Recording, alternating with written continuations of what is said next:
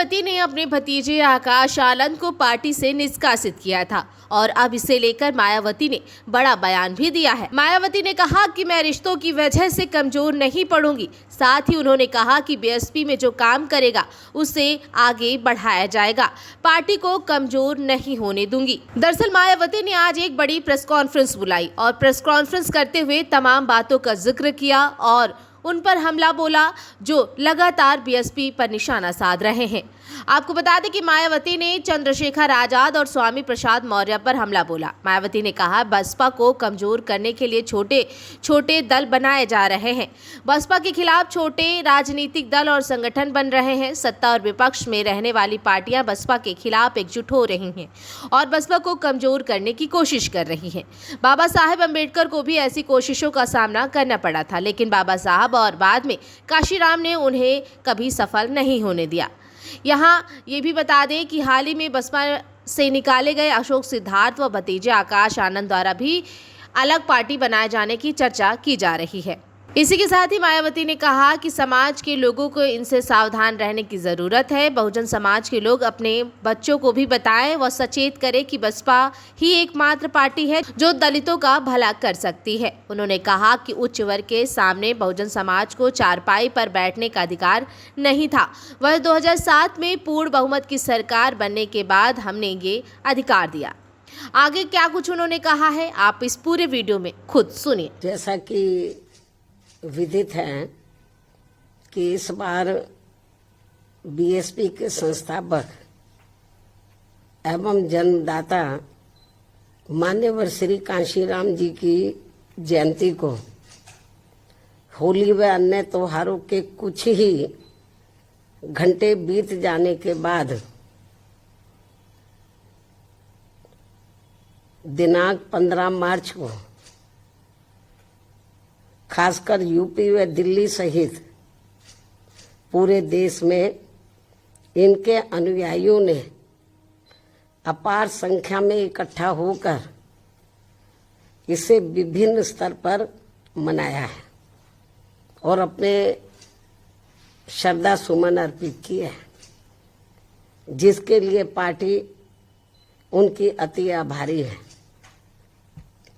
साथ ही होली सहित अन्य विभिन्न त्योहारों के बीच इस बार मान्यवर श्री कांशीराम जी की जयंती जिस अति उत्साह व जोश के साथ मनाकर उनके अनुयायियों ने अपनी पार्टी को हर स्तर पर मजबूत बनाने का तथा उनकी एकमात्र उत्तराधिकारी व पार्टी की राष्ट्रीय अध्यक्ष का अपने पूरे तन मन धन से साथ देने का जो संकल्प लिया है, तो उसने पार्टी को मजबूती देने के लिए मेरे हिम्मत व हौसले को कई गुना और ज्यादा बढ़ा दिया है,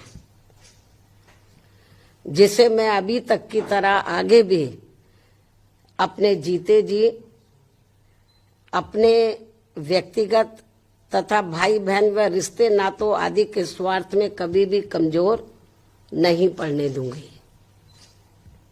वैसे भी मेरे भाई बहन व अन्य रिश्ते नाते आदि मेरे लिए केवल बहुजन समाज का ही एक अंग है, उसके सिवाय कुछ भी नहीं है। इसके अलावा पार्टी व मूवमेंट के हित में बहुजन समाज के जो भी लोग अपनी पूरी ईमानदारी व निष्ठा से कार्य करते हैं, तो उन्हें पार्टी में जरूर आगे बढ़ने का मौका दिया जाएगा और इस मामले में मेरे रिश्ते नाते आदि भी आड़े नहीं आएंगे। यहाँ मैं सावधानी के तौर पर यह भी बताना चाहूंगी कि पिछले कुछ वर्षों से सत्ता व विपक्ष में बैठी सभी जातिवादी सांप्रदायिक व पूंजीवादी पार्टियां बीएसपी के विरुद्ध अंदर अंदर आपस में मिलकर बहुजन समाज की एकमात्र हितैषी पार्टी बीएसपी को किस्म किस्म के हथकंडों के जरिए इसे कमजोर करने की पूरी पूरी कोशिश में लगी है, क्योंकि यहाँ जातिवादी पार्टियों को खासकर सन 2007 में यूपी में बीएसपी का अकेले ही पूर्ण बहुमत के आधार पर सत्ता में आना अभी तक भी उनके गले के नीचे से कतई भी नहीं उतर पा रहा है। और तभी से यहाँ सभी जातिवादी व खासकर दलित विरोधी पार्टियां किस्म किस्म के हथकंडे इस्तेमाल करके बीएसपी को कमजोर व खत्म करने में लगी है। इसी प्रकार बाबा साहब डॉक्टर भीमराव अंबेडकर के जीते जी भी इन्हीं जातिवादी पार्टियों ने इनके कारवां को किस्म किस्म के हथकंडे इस्तेमाल करके उसे कमजोर व खत्म करने का पूरा पूरा प्रयास किया था, जिसे बाबा साहब ने व बाद में मान्यवर श्री कांशीराम जी ने भी इनके मंसूबों को पूरा नहीं होने दिया है। और अब मैं भी अपने बहुजन समाज के बलबूते पर इनके इस मंसूबे को किसी भी कीमत पर पूरा नहीं होने दूंगी। ये मेरा पार्टी के लोगों को वायदा है, जिसके लिए मुझे अपने बहुजन समाज का हर स्तर पर साथ मिलना भी बहुत जरूरी है। और अच्छी बात यह है कि बहुजन समाज पूरे तन मन धन के साथ अब मेरे साथ खड़ा है, अभी भी खड़ा है। इतना ही नहीं बल्कि दलित व अन्य उपेक्षित वर्गों के लोगों को ये मालूम है कि ये लोग यूपी में बीएसपी की पूर्ण बहुमत की सरकार बनने से पहले यहाँ जातिवादी उच्च वर्गों के लोगों के सामने, यानी कि जो बहुजन समाज के लोग हैं, खास तौर से दलित वर्ग के लोग, यहाँ जातिवादी उच्च वर्गों के लोगों के सामने ना तो चारपाई पर बैठ सकते थे और ना ही उनकी बराबर की कुर्सी पर भी बैठने की हिम्मत जुटा सकते थे। लेकिन सन 2007 में बीएसपी की अकेले पूर्ण बहुमत की सरकार बनने के बाद से ये सब अब काफी कुछ बदल गया है। अब ये लोग उनके बराबर में चारपाई व कुर्सी आदि पर भी पूरे सम्मान के साथ बैठ सकते हैं। ये जो बहुजन समाज के लोग हैं, यही है वास्तव में यहाँ सही सामाजिक परिवर्तन। यही है वास्तव में यहाँ सही सामाजिक परिवर्तन, जिसे मेरे नेतृत्व में बनी बीएसपी की सरकार ने लाया है। लोग सामाजिक परिवर्तन की बहुत बात करते हैं, लेकिन उसको धरातल पे कभी उतारते नहीं हैं।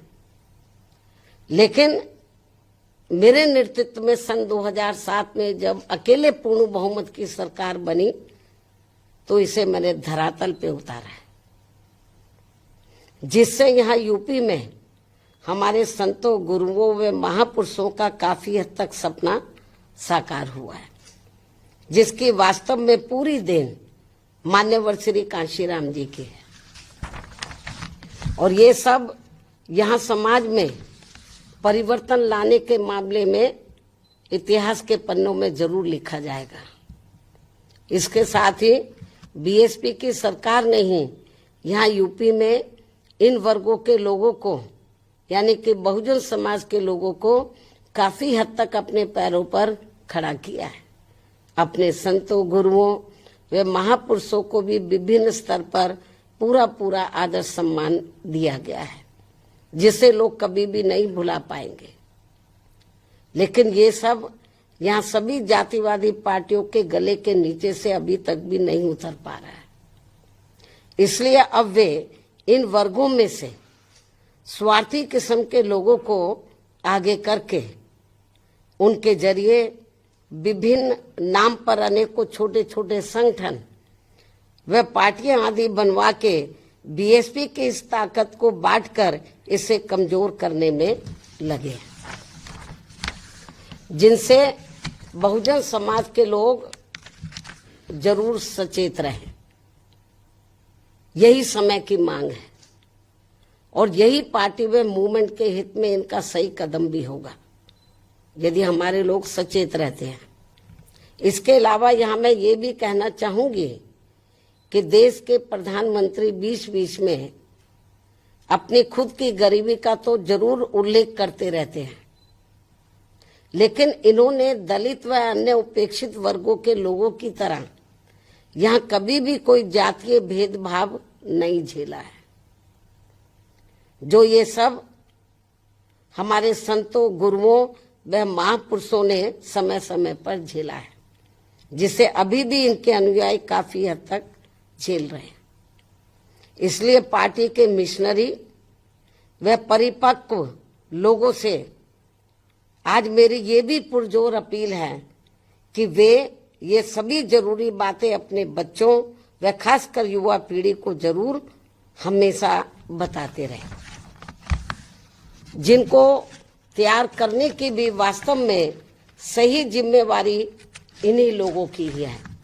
इस उम्मीद के साथ ही अब मैं पुनः होली आदि के त्योहारों के बीच में इस बार मान्यवर श्री कांशीराम जी की जयंती बड़े जोश व उत्साह के साथ मनाकर इनके अनुयायियों ने जो उनको अपना पूरा आदर सम्मान दिया है तथा मेरे साथ साथ इनके करोड़ों अनुयायियों का भी काफी हौसला बढ़ाया है, उन सभी का हार्दिक दिल से आभार प्रकट करते हुए अब मैं अंत में यही कहना चाहूंगी कि इस समय संसद सत्र चल रहा है, यह आप लोगों को मालूम है, जिसमें देश में आम जनहित के मुद्दों पर कम बल्कि अपने अपने स्वार्थ में राजनीति करने पर ज्यादा जोर दिया जा रहा है, जो ये अति चिंता की बात है। साथ ही पिछले कुछ समय से वक्फ बोर्ड पर भी सत्ता व विपक्ष द्वारा जो राजनीति की जा रही है, तो ये भी अति चिंता की बात है। और यदि ये मामला समय रहते आम सहमति से सुलझा लिया जाता तो ये ज्यादा बेहतर होता। केंद्र सरकार इस मामले में जरूर पुनर्विचार करे, सोच विचार करे, ये भी हमारी पार्टी की केंद्र सरकार से पुरजोर अपील है। इस उम्मीद के साथ ही अब मैं अपनी बात यहीं समाप्त करती हूँ। धन्यवाद। जय भीम व जय भारत।